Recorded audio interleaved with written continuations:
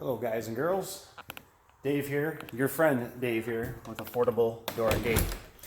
Wanted to show you a little scenario here, basically on the 8500 garage door opener.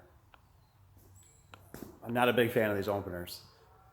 I think they're kind of slick, I think they're innovative, I think people get a little bit too caught up in a trend of, I don't like looking at everything, it's different.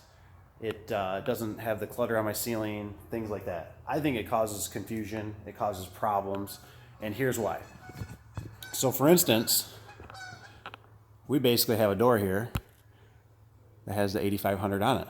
It's a 12 by, or 14 by 12. So it's 14 wide, 12 high. The situation is that it threw the cables for some reason. And I can see the track. My installers, they actually put the track pitching just a touch. Just a touch. They put it so it'll push the door down. So it threw the cables. So I have to play detective here and figure out what happened. So basically, I'm going to show you what happens to these doors. So this door was installed approximately maybe about a year ago, year and a few months. And the scenario I'm running into is I'm sure the door needs lubrication. That's going to help it out. But let's get right about here. Let me run this for you. And you watch. See that cable slacking? It's slacking a lot. Now, the sensor didn't catch it for that time, and it was fine. But it's really close. So, part of the reason is yes, we do have a sensor here. Great. The thing I don't like is I don't really care for the sensor in a sense. It's more stuff to fail. It's more things to break. Now you got to remember what's happening here is that you're turning, see if you can get me in here. You're turning this shaft. This shaft is attached to your cables. If the cables don't keep up, they fall off. Now your door has a failure.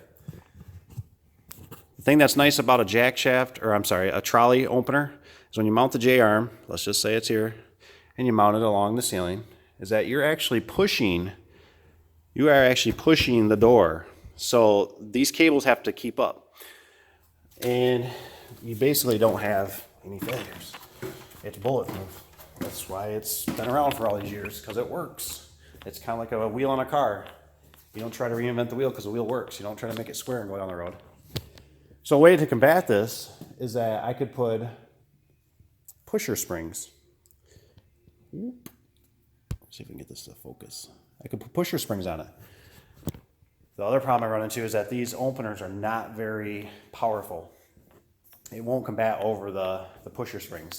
It won't do what it's supposed to, those pusher springs would go up here on the track, and it would help when the door would come up, it would push on the springs, and when it first starts up, it's going to have that jolt to push the door down. And that's not going to happen with this basically wimpy little opener.